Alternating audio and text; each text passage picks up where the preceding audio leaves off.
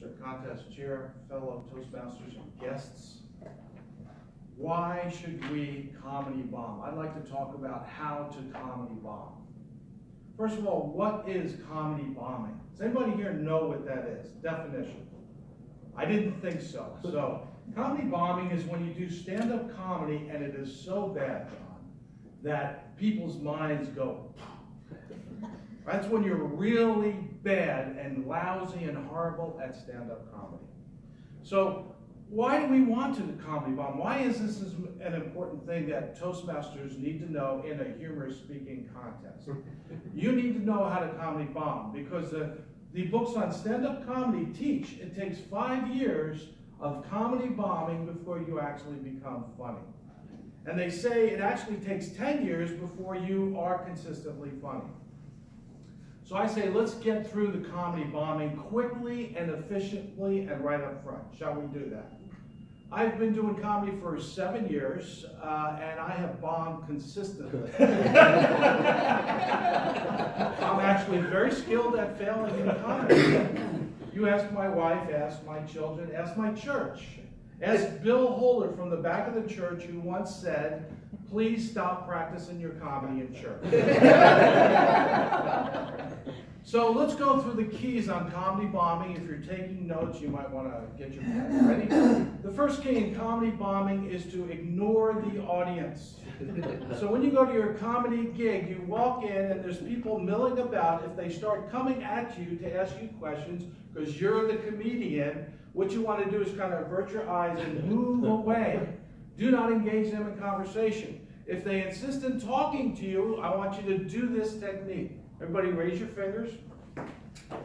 Put them in your ear. You know where I'm going with this. La, la, la, la, la. They're talking to you. You're just going, la, la, la. I don't hear you. I don't hear you. Do not connect with your audience in any way. Ignore them.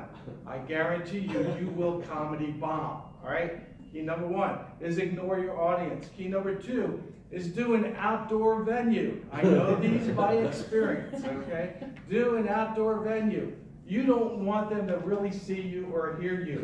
If they can't see you or hear you, they will not laugh, all right?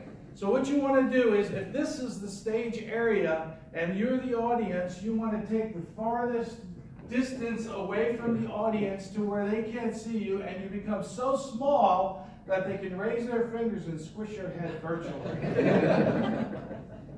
Or they think you're doing sign language, they can't hear you. So you want to ignore them, you want to do an outdoor venue. The next key to comedy bombing, very important, and I'm very skilled at this according to my granddaughter, is be annoying.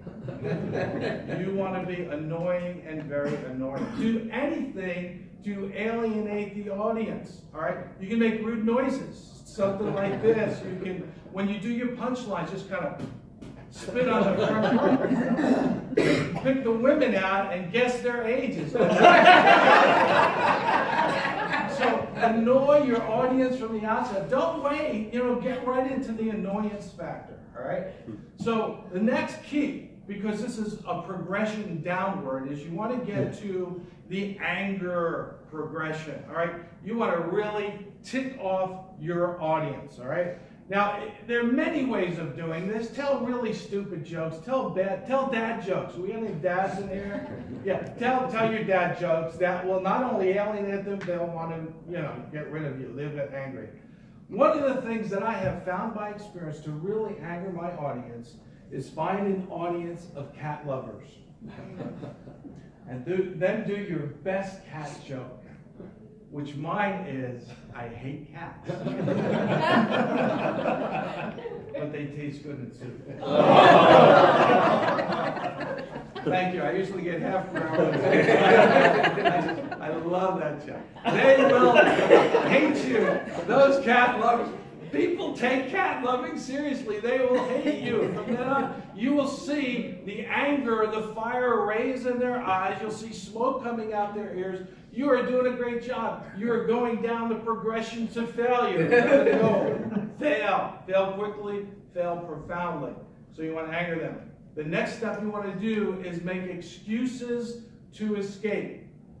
Because you must live in order to continue to bomb. If they kill you, game over, right? You can't really get bad if you're dead. Am I right? So you want to make excuses, do whatever it takes. Oh, let's see, the shift for, I don't know, make something up. Like the shift for the sewage department is ready to go. I had a joke there, I can't remember it. But anyway, make something up. Actually, that worked better than the joke. That's how you comedy bomb, by the way. You totally forget everything that you've memorized. So, make excuses, plan your way of escape, get out of there quickly because they're going to kill you. So, what I prefer to do is do a disguise.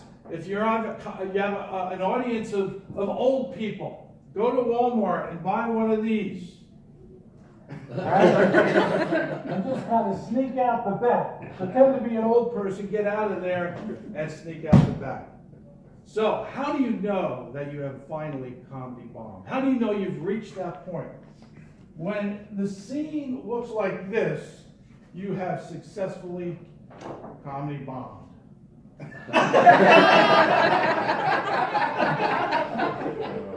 You are Frankenstein the monster. Your audience is the townspeople that want to burn you off the stage. Mr. Toastmaster.